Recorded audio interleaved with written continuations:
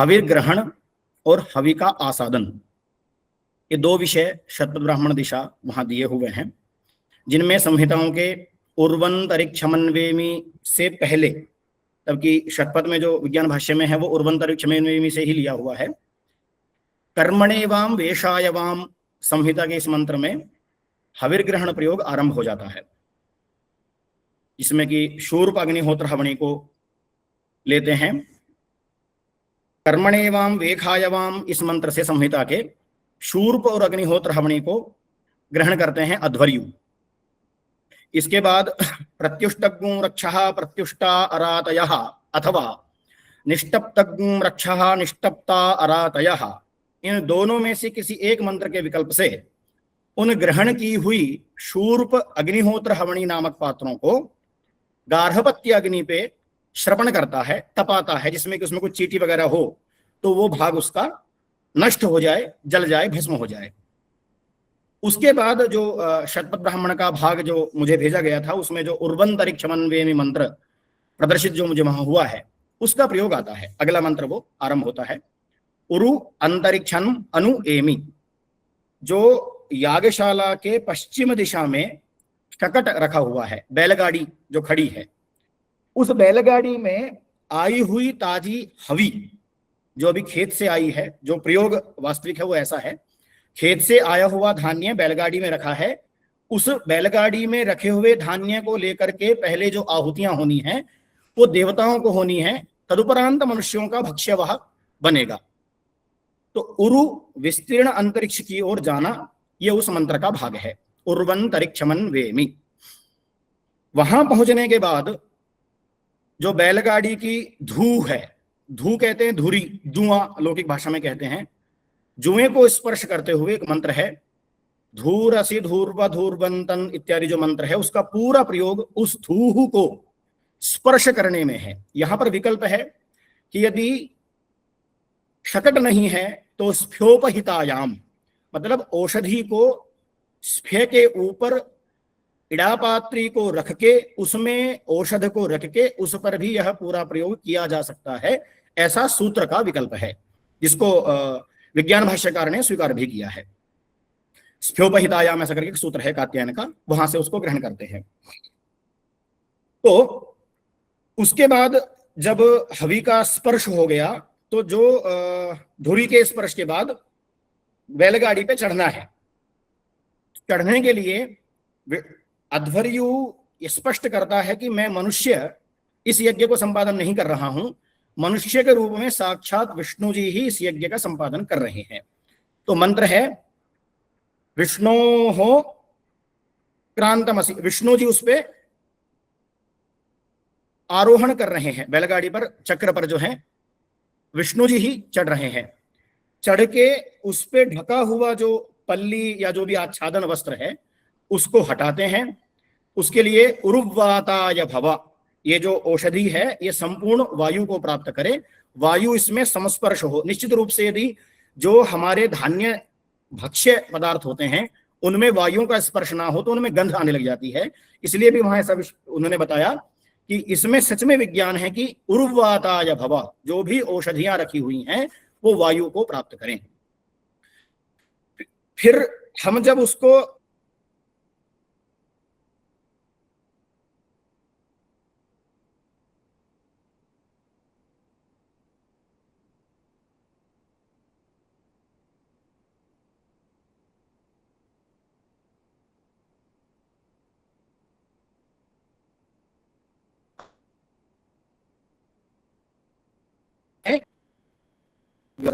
लगभग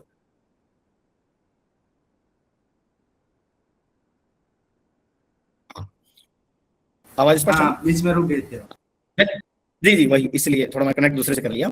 यच्छन्ताम पंच, इस मंत्र से उस हवि को अब छूना है, ग्रहण तो अभी भी नहीं करना, क्योंकि 5 उंगलियों से उस हवि का स्पर्श करके जिस भी देवता के लिए, क्योंकि प्रकृति याग है, प्रकृति इष्टि है, तो दर्श पूर्णमासेष्टि है, उसमें भी पूर्णमासेष्टि है पहले, तो पूर्णमासेष्टि में अग्नि अष्टाकपाल प्रोडाश, अग्नि उपांशु आज्य से, और अग्निशोम एकादश कपाल प्रोडाश पुडास से ही, पृष्ठ से ही बनेगा।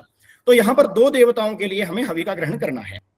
दोनों भी देवताओं के लिए मंत्र बोला जाएगा, देवस्यत्वा सवितुः प्रसवेश्विनोर्बाहुभ्याम पूष्णो हस्ताभ्याम अग्नये जुष्टं गृह्णामि। ऐसा 3 बार मंत्र बोल के हवि का ग्रहण करना है, चौथी बार तूषणीम करना है, चतुर्थम तूषणीम करके। पुनः इसी प्रकार क्योंकि 2 देवता हैं पुरुष वाले, तो अग्निशोम देवताओं के लिए भी, वो द्विदेवत्य है, 2 देवता है इकट्ठे, उनके लिए भी हवि का ग्रहण करेंगे। देवस्यत्वा सवितुः प्रसवेश्विनोर्बाहुभ्याम पूष्णो हस्ताभ्याम अग्निशोमाभ्याम जुष्टं गृह्णामि। ऐसा करके इनके लिए भी 3 बार मंत्र से और चौथी बार तूषणीम हवि का ग्रहण। जो 2 पात्र लिए थे शूर्प और अग्निहोत्र हवणी, शूर्प में रखी हुई अग्निहोत्र हवणी में ये हवि का ग्रहण करना है, दोनों का एक एक अलग अलग पृथकतया। ये हुआ हविर ग्रहण का प्रयोग यहां तक। अब इसके बाद जो 11वां मंत्र आरंभ होता है, ये 10 मंत्र हो गए, मतलब 6ठा, 7वां, 8वां, 9वां और 10वें मंत्र में संहिता के हविर ग्रहण का प्रयोग दर्शाया गया है संहिता में। 11वें मंत्र में, 11वीं कंडिका में हवि का आसादन कैसे करना है और कहां करना है, इसको लक्षित करके कहा हुआ है। जो हवि जो बच गई है उसमें, शकट में जो बच गई है, उसको छू करके बोलते हैं भूतायत्वा नारातये। ये जो बची देवताओं को लेने के बाद जो बची हुई हवि है वो भूताय, सभी प्राणियों के लिए है, परंतु अराति के लिए नहीं है। अराति कहते हैं जो यज्ञों के प्रति दान नहीं देता है, या जो कहीं भी दान नहीं देता, यज्ञों में श्रद्धा नहीं रखता, राक्षस आदि जो होते हैं, उनको अराति शब्द से कहा है। तो भूतायत्वा न अरातये, हे बची हुई हवि, जो आप शकट में बचे हुए धान्य हो, वो उन सब प्राणियों के लिए हो, क्योंकि हमारे यहाँ पंचमहायज्ञ का भी विधान है, तो उन सब प्राणियों के लिए हो जो भूत प्राणी हैं, पंचमहाभूतों से बने हुए हैं, परंतु अराति के लिए नहीं हो। भूतायत्वा न अरातये, वही बात हूं, भूतायत्वा नारातये, प्राणियों के लिए है, अरातियों के लिए नहीं है। उसके बाद बैलगाड़ी में ही बैठा हुआ अध्वर्यु पूर्व दिशा की ओर या यागशाला की ओर, क्योंकि बैलगाड़ी पश्चिम में है, तो यागशाला की ओर देखते हैं कि स्वरभिविक्षेखम स्वह, स्वर्गलोक की ओर या आहवनीय यागशाला की ओर मैं देखता हूं। इसके बाद बैलगाड़ी से नीचे उतरने का भी मंत्र वही है जो बैलगाड़ी पर चढ़ने का मंत्र था। आरोहण का जो मंत्र था वही मंत्र अवरोहण का भी है। उरु अंतरिक्षमन अनुवेमी, उर्वंतरिक्षमन्वेमी, ऐसा बोल करके अध्वर्यु बैलगाड़ी से नीचे उतर जाते हैं। अब उसको लाके जो श्रवण है, श्रवण किसी का गार्हपत्य होता है, किसी का आहवनीय होता है, ये हमें श्रवण के पश्चिम में रखना है।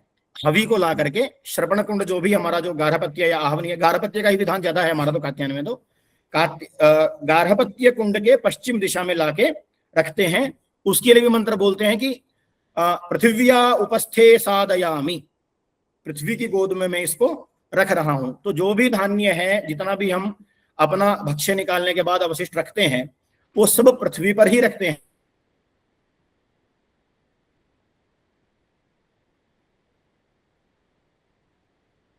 तो अग्नि को संबोधन करके कहा है अग्ने हव्यम रक्षा।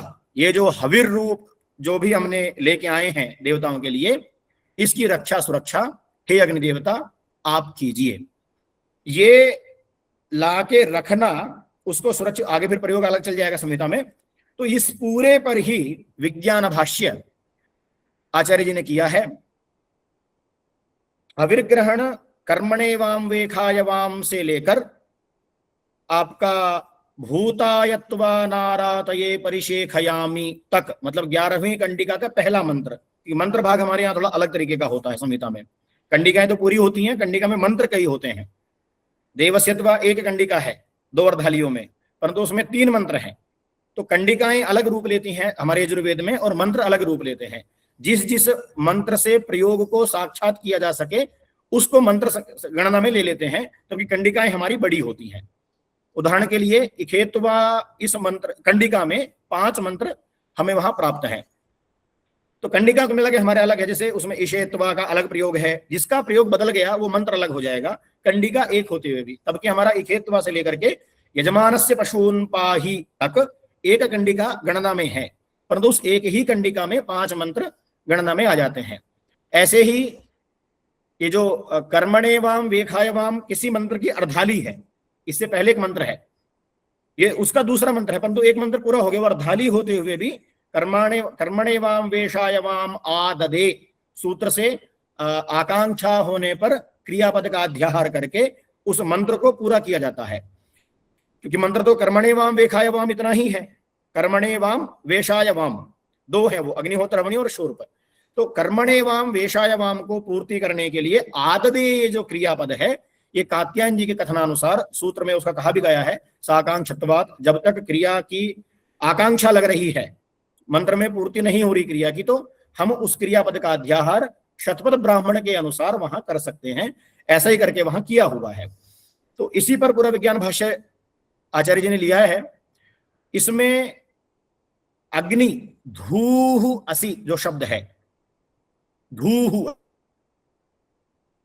जहां जहां धूहु है अग्नि, तो जुए में लकड़ी है, जुआएं लकड़ी, वहां लकड़ी में अग्नि दिखाई नहीं दे रही है, परंतु निश्चित रूप से उस धूहु असि कहने शब्द में, मंत्र का जो शब्द है धूहु असि, उसमें यह स्पष्ट हो जाता है कि उस जुए में अग्नि है। यदि उसमें अग्नि नहीं होती तो जुए जो बैलों के गले पर, गर्दन पर रखे जाते हैं, वो बैलों की गर्दनों को जलाते नहीं। इसलिए निश्चित रूप से शब्दशः देख रहा हूं मैं कि धूहु असि कहने में जो वो अग्नि को संबोधन करना चाह रहे हैं विज्ञान भाष्यकार, उन्होंने स्पष्ट ही किया वहां कि धूहु इसका मतलब है अग्नि, और वो जुए में प्रत्यक्ष रूप से दिखाई नहीं दे रही है, परंतु निश्चित रूप से जब वो बार बार एक ही बैल के कंधे पर, गर्दन पर रखा जा रहा है, तो उस बैल की गर्दन को वो उस स्थान से जला दे रहा है, तब कि बैल का अन्य कोई हिस्सा जला हुआ दिखाई नहीं दे रहा है। परंतु जो अनडवान है, अनडवान वही बैल होगा जो वहन करेगा, और वहन करेगा तो निश्चित रूप से जुआ उसकी गर्दन पर रखा जाएगा। तो उस बैल की गर्दन जल जाने के कारण, जलाने के कारण उस धुरी को, उस धूह को, उस जुए को धूह ऐसा कहकर विज्ञान भाष्यकार अग्नि ऐसा रूप साक्षात धूह को कह रहे हैं।